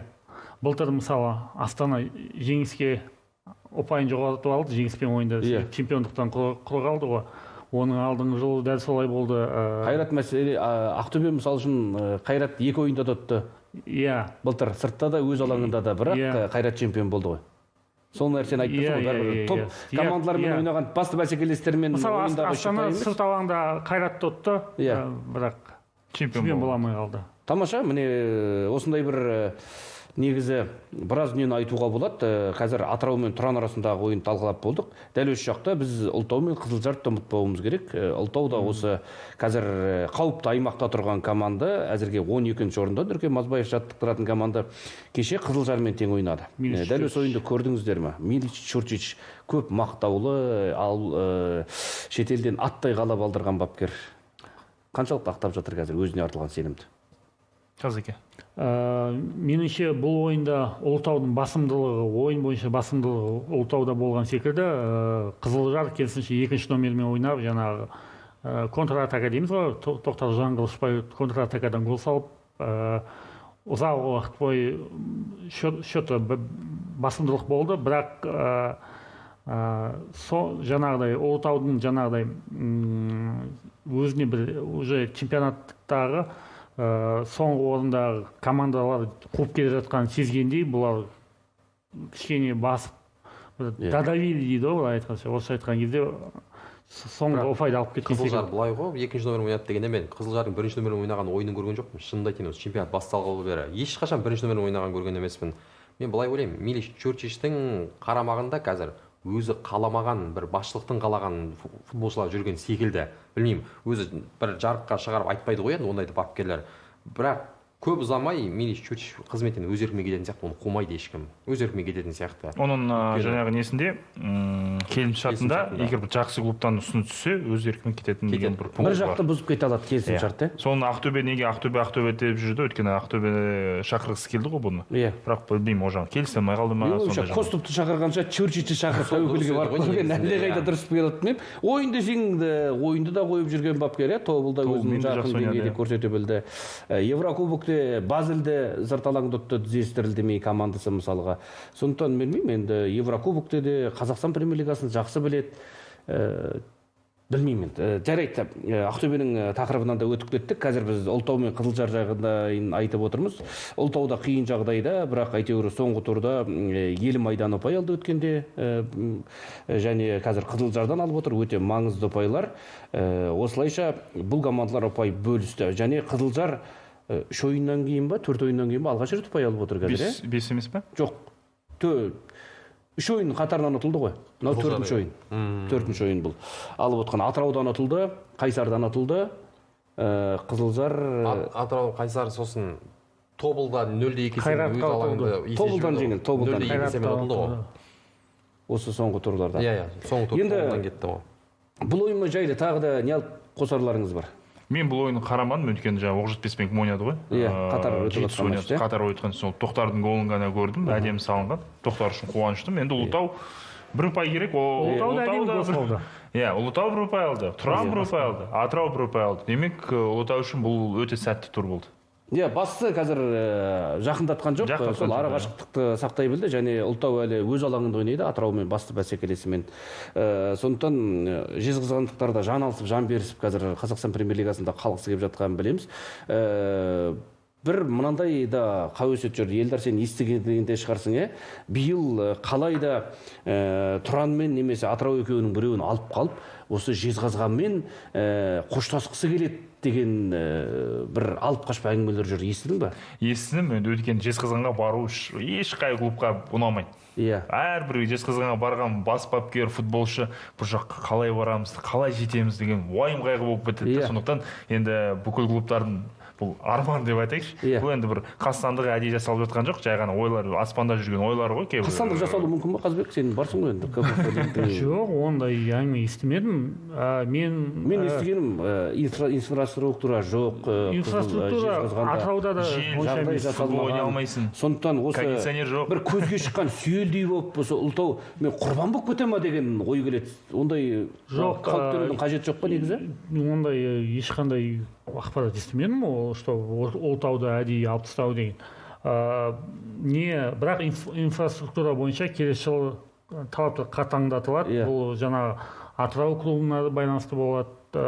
Мысалы Ұлытау, Оқжетпес, Қызылжар, Жетісу деген секілді клубтарда жаңағы инфраструктура жағынан, сертификация беру жағынан, егер олар жаңағы стадион таппаса дұрыс, мысалы Астана аренаны жалдап па, чемпионатқа жалдайтын заявка беретін кезде, сертификация кезінде осы клубтарда қиыншылықтар болады деп. Өзінің алаңын өткізбей қойса, ол кезде басқа бір алаң табу керек, немесе оның орнын мәселен басқа команда алуы мүмкін ғой. Бірінші лигадан немесе ұшып кетсе, осы Тұран мысалыға өзінің стадионы бар, басқа бар, ол бода бәрібір үміт қалуы мүмкін, сондай, қазір 13-14 орындағы командалар бізде чемпионаттан ұшатынды еске сала кетейік. Сондықтан бізде қазір аутсайдер болып тұрған Тұран мен Атырау бар. Қазір Ұлытауда 14 ұпай бар. Турнирлік кестені беріп жіберейікші. Негізі біз қазір алдағы тур жайлы әңгіме айтуымыз керек еді. Бірінші турнирлік кестені берейікші, бізге таблицаны берсеңіздер. Қайрат бірінші орында тұр қазір 43 ұпаймен. Және Астананың бір ойыны кем, Тобыл екеуінің бірінде 40, екіншінде 38 ұпай бар. Бұл қаншалықты қазір бір ойыны кем командаларға басымдық беруі мүмкін, Қазбек? Бұл басымдылық болғанда, бұл сентябрьде ойнайды, көбісі жаңа кейінге қалдырылған ойындарды. Меніңше қазір командалардың жаңа Еурокубоктегі нагрузкасына байланысты деп ойлаймын, өйткені топтық кезеңге шыққан кезде сен Еуропа барып, қайттан келіп, қайттан 2 күннен кейін ойнау өте қиын негізі. кез келген команда. Өйткені біз бәрібір де Еуропаға жету үшін 5-6 сағат ұшады. А Еуропада оларда олай емес та. Қасында тұр, жаңағы Бельгия мен Германия бір-біріне жақын, там 300 километр жер деген секілді ғой біздің. Қазір турнир кестеге қайтадан ораламыз. Біз қазір алдағы турларға бір қарайықшы. 21-ші турдағы орталық матч Ордабасы мен Тобыл арасында кездесудегі пікірге келісесіңдер ме? Ордабасы Тобыл жоқ. Мен Қайрат Елімай әлдеқайда орталық матч деп отырсыңдар ғой. Өйткені Ордабасы енді турнир кестесі сонша бір не жоқ қой, ауыртпашылық. Тобыл ше? Тобыл енді бұл кубоктың несі болуы мүмкін, адатпасы. Финал. Бірақ Тобыл енді қазіргі Тобыл ұту керек, шаршамаған, тын. Ал Қайрат Братиславадан қалай келеді? Және Елімай қазір қалай оталып білкен? Бұл Алматы орталық стадионда керемет бір атмосфера, керемет баруға тұрарлық ойын ғой негізі. Әсіресе Ғалымжан Кенжебектің айтқан сөздерінен кейін мен де Қайраттың келеді. Қайраттың алдында артық сөйлеймін деп опық жеп қалған команда бар. Тобыл, Қостанай облысының әкімі, біз бүгін Қайратты тұтсақ бірінші орынға шығамыз, чемпиондыққа басты үміткер боламыз деді. Қайратқа 2 есе мотивация болды. Ал енді қазір Елімайдағы кешегі жеңіс голын соққан Ғалымжан Кенжебек дубльден кейін келесі кезек Қайрат деді. Енді бұған да қазір Ғалымжан Кенжебекті сөгіп жатқандар бар. Тағы да ол туралы ораларымыз. Турнир кестеге көз жүгіртсек, міне Қайрат 43 ұпай, Астана 40, Тобыл 38 ұпай. Бізде чемпиондықтың тағдыры шешілді ме, шешілген жоқ па? Жоқ, қайда шешілмеген. Тобылда мүмкіндік бар ма? Тобылда бар ғой мүмкіндік. Тіпті Ақтөбеде де бар. Ақтөбеде чемпиондық мен жоқ енді. Дәл онда қиял ғажайыпқа Теориялық тұрғыда Ақтөбеде бар мүмкіндік. Теориялық тұрғыда ғой, бірақ енді мен Ақтөбенің чемпион болмайтынына биыл енді шашым дәл осы жерде айтайын, тақыр басып алып тастаймын. Егер Ақтөбе чемпион болып кетіп жатса, Қайрат алғашқы үштік, Астана Тобылысының біреуі чемпиондық болады деп отырмыз. Тұран мен Атыраудың қазір турнир кестеде соңғы орындарда келе жатыр. Қайсарды қуып жету мүмкін ба қазір? Бұл жерде бір жай жетісу мен Оқжетпес 3 ұпай, Оқжетпеске қосу керек, жетісудан алып тастау керек, иә? Сонда Оқжетпесте 32 ұпай қараңыздар. Сонда жетісу қазір Қызылжардан да төмен түсіп кетеді. 19 ұпаймен. Демек, жетісу Атырау ойыны керемет ойын. ойын. Бұл жерде, Ақтөбе, Оқжетпес ойыны қызық болайын деп. Келесі турда Ақтөбе мен Оқжетпес кездеседі. Бір-бірінің төртінші. Жетісу мен Атырау ойында өте қызық болайын деп тұр. Жетісу Атырау қызық болады. Қайсар Тұран ойыны бар ойын қызық қой бұл жерде. Бұл жерде Қайсарға да қазір өзінің биылғы оңтүстіктері қайтады. Тұранды тұтса болды, Қайсар Қазақстан премьер-лигасында қалады ма? 100%. Ондай мүмкіндікті Қайсар жібермеуге тырысады. Ал егер Тұран тұтса, арасы 3 ұпай, қарашы. Ол кезде Тұран ара қашықтық қысқартады. Сөйтіп қауіп қайтадан қайсарлықтар да пайда болады. Сонымен Қайсардың қосалқы ойыны бар ғой, бір ойыны бар ғой. Астана ғой. Астана ғой айтпақшы. Енді негізі чемпионат қызған шағына келді. Біз көрермендер біздің осы Қазақстан премьер-лигасын жібермей көру керек деп ойлаймын. Әрбір турды кәдімгі бір чемпиондар лигасының ойындарын түнгі 1-де де көріп жатасың. Оның жанында кешкі сағат 18:00, кешкі серуенмен, 19:00-де, 20:00-де отқан ойындарды біз көрейік. Қазақ футболы көтерілмей жатыр, дамымай жатыр дей бермегенше, өзіміз осылай үлес қосуымыз керек қой. Бек, қалай бір домбыраңмен бүгін бағдарламаны түйіндеп жүрмедің ба? Критика жасашы.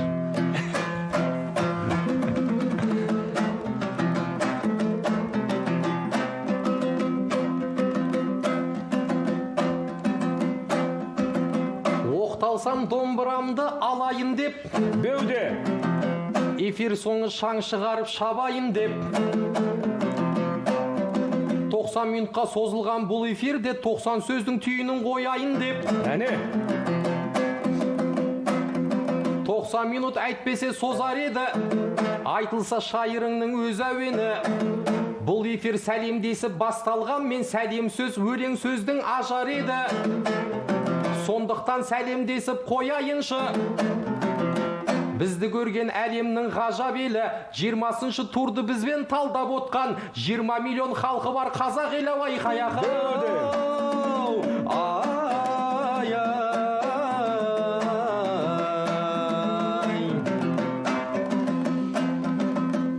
плюсте бұл жыл көрген, айлар көрген. ғой осы телевизиядан пайдам көрген. Бір емес екі бірдей қонақ келді. Қырдан келген және де ойдан келген. Яғни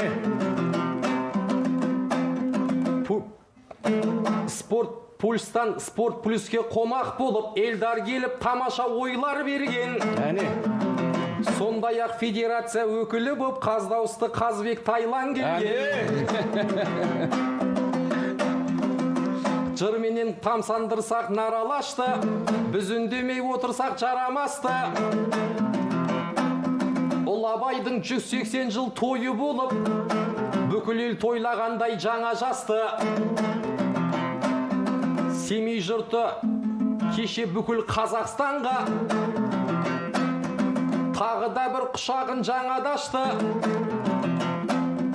Елім-ай, тойдың соңын той қылған соң қуандырып жатыр ғой баралашты. яғни Қолыма домбырамды артып алып, 90 минут төріңде жарқырады. Ақтөбелі секілді 4 адам боп, Ақтөбені аямай талқыладық. яғни Ақын қалай ойларын шектес екен. Біздің эфир қонақтармен көктес екен. Бұл турда жаңалықтар көп болды ғой, жақсы хабарлар көп бос екен. Ақтөбе басшылығы бір өтініш, жағдайды көп ұзатпай реттес екен. Коступ келіп тізгінді алған менен, жанкүйерлер азабын шекпес екен. Коступ деп жүріп Ақтөбема өстіп құлдырап кетпес екен. 20 турда байқасаң 20 жау, Ақтөбеде былтырда биылда дау. Әйтпесе бүкіл әлем тамсанатын Қобыланды дейтұғын үйің барау. Парфенов бар, Леонов, Левчуктар бар. Бір шеңберден шыға алмай шиырлады-ау. Қазақтың футболдының маңдайдағы жұлдызы Ақтөбелі сыйың барау. Маңдайдағы жұлдыздың маңдайына дені дұрыс бір бапкер бұйырмадау.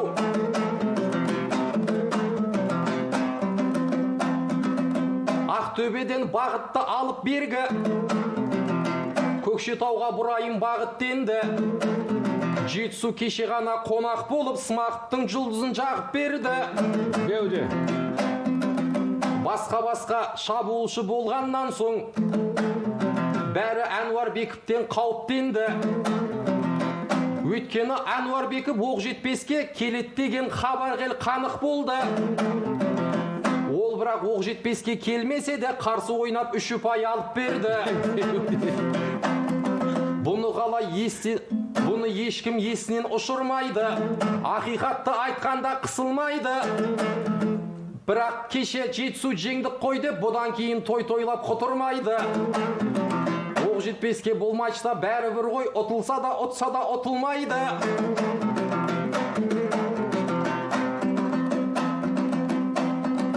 Әрі қарай жалғасам жолым денді. Плюсте бұл қонақтарға төрім берді. Элдар менен Қазбекке мың рахмет, тың болған ақпараттың көбін берді. беуде Өйткені ел білмейтін жаңалықты дәл бүгін плюсте болдан елім көрді. Ендігі үміт Қайратқа болсыншы деп, ертең күн ақтайды деп сенімдерді. Шеттерінің ішіндегі дастандай бала батыр, ертең бір жарқырайды қарада тұр. Алталаштың үмітін арқалаумен ертең күні қонаққа бара жатыр.